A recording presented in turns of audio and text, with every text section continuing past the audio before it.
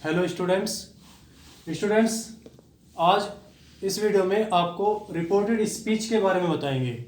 Reported speech जिसे हम direct and indirect speech बोल देते हैं, या नरेशन बोल देते हैं, या स्टेटमेंट बोल देते हैं।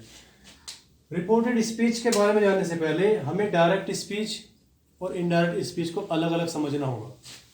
सबसे पहले हम डायरेक्ट स्पीच के बारे में समझते हैं। डायरेक्ट स्पीच या डायरेक्ट स्टेटमेंट क्या होता है। डायरेक्ट स्पीच इंग्लिश लैंग्वेज में जब हम बातचीत करते हैं, कन्वर्सेशन करते हैं, तो उसके दो पक्ष होते हैं।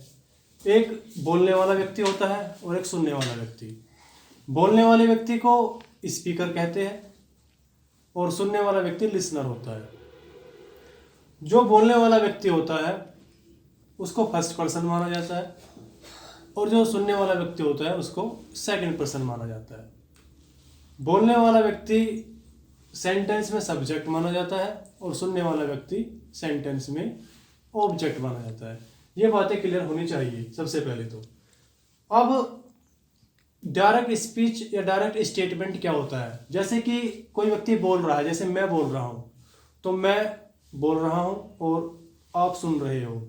तो जब कोई व्यक्ति बोलता है, यानी कि स्पीकर द्वारा जो स्टेटमेंट डायरेक्टली लिसनर के सामने बोला जाता है, वो एक डायरेक्ट स्टेटमेंट या डायरेक्ट स्पीच होता है। जब मैं बोल रहा हूँ और आप सुन रहे हैं तो एक डायरेक्ट स्टेटमेंट या डायरेक्ट स्पीच है। अब इनडायरेक्ट स्पीच क्या होता है। जैसे मैंने बोला, यानी कि स्पीकर ने बोला और आप लिसनर हो, आपने सुन लिया। तो स्पीकर द्वारा बोले गए स्टेटमेंट को लिसनर ने सुना और सुनकर जब लिसनर किसी अन्य व्यक्ति के सामने कह रहा है तो वो उसे अपनी भाषा में कहता है।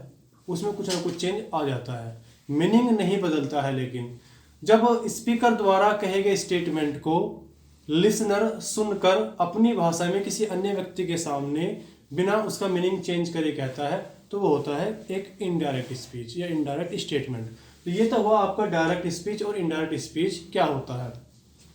अब जो डायरेक्ट स्टेटमेंट या डायरेक्ट स्पीच होता है, इसके पार्ट होते हैं टू पार्ट होते हैं।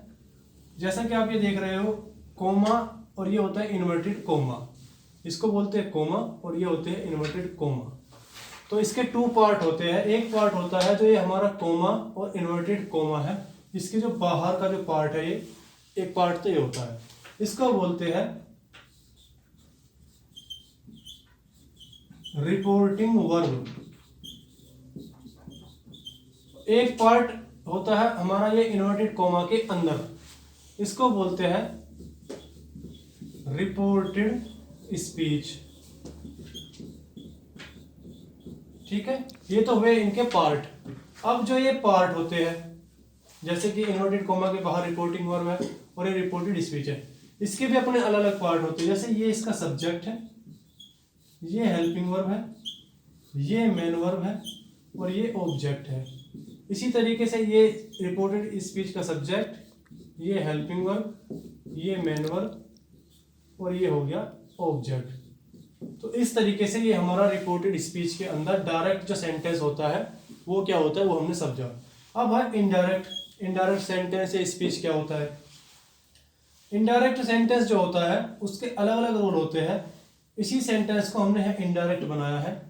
ये हमारा इनडायरेक्ट फॉर्म में एक सेंटेंस है। तो इस तरीके से आप डायरेक्ट और इनडायरेक्ट जो सेंटेंस होते हैं उसके इंट्रोडक्शन को आप समझ सकते हो।